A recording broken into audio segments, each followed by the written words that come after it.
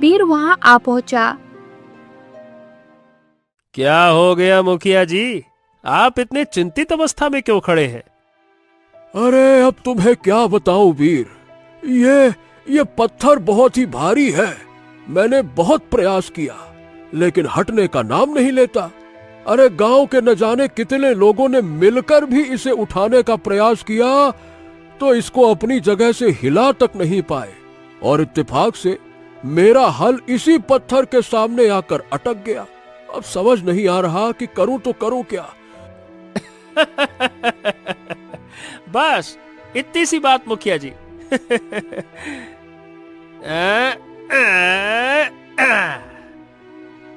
इतना कहकर वीर ने उस पत्थर को उठाया और सीधा दूर फेंक दिया। अद्भुत अद्भुत अद्भुत, ऐसी शक्ति मैंने कहीं नहीं देखी।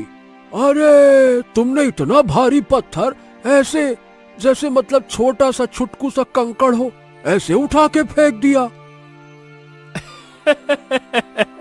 अरे मुखिया जी क्यों मजाक करते हैं आप? अरे ये तो बहुत हल्का था। जब मैंने उठाया तो मुझे तो ऐसा लगा जैसे कोई रुई का गोला फेंक रहा हूं मैं। कहाँ इतना भारी था, आप भी ना।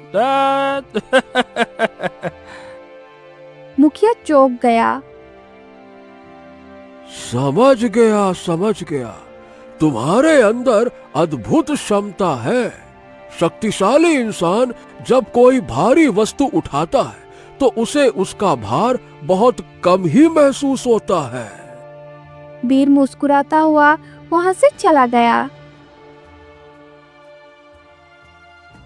मुखिया सीधा आदित्य के घर गया और सारी घटना बताते हुए बोला, अरे भाई आदित्य, तुम्हारा पुत्र तो बहुत ही ज्यादा शक्तिशाली है।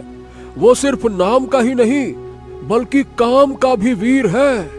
इसे जरूर युद्ध में भर्ती कराना, ये बहुत नाम रोशन करेगा। हाँ। मुखिया वहां से चला गया। वीर की प्रशंसा सुनकर आदित्य और खुश हो गए।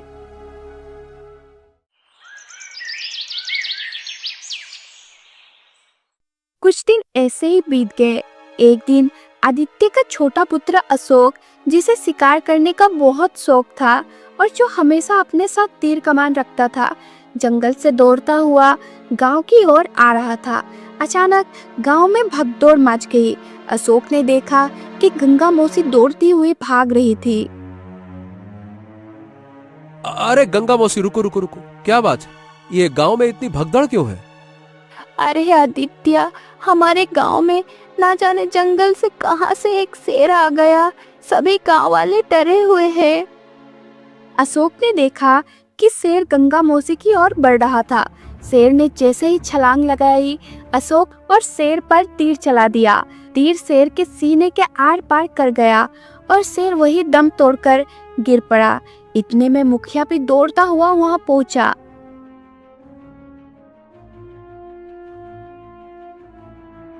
अरे वाह वाह वाह वाह अशोक, अरे भाई तुमने तो कमाल कर दिया।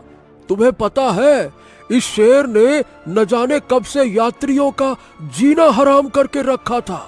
मैंने बहुत से तीरंदाज बुलाए लेकिन कोई भी इसे छूने में सफल नहीं हो पाया।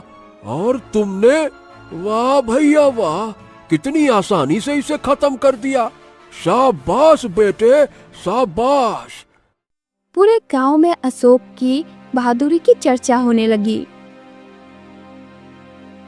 समय ऐसे ही गुजरता रहा। एक दिन रात को अशोक और आदित्य सो रहे थे। तभी राधा अपने पति आदित्य से बोली, हमारे पुत्र के अंदर तो विचित्र शक्ति है। पूरे गांव में उनकी प्रशंसा हो रही है। आदित्य गहरी सोच में डूब गया। अब राधा, तुम तो जानती हो ना कि इनका जन्म साधारण तरीके से नहीं हुआ है। वो उन विचित्र अंडों से पैदा हुए थे। कभी कभी तो मुझे लगता है कि हमारे पुत्र मायावी पुत्र हैं। वो मायावी हो या जादुई, अब वो मेरे पुत्र है।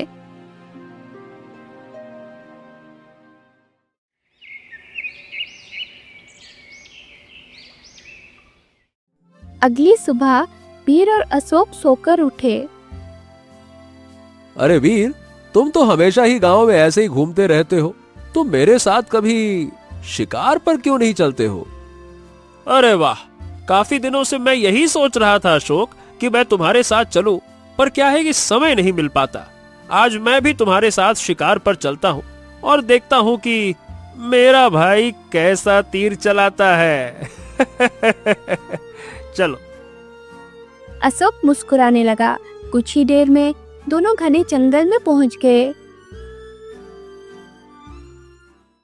जंगल में पहुंचने के बाद अचानक उनकी नजर एक घने वृक्ष पर पड़ी, जहां एक मैना पक्षी बैठी हुई थी।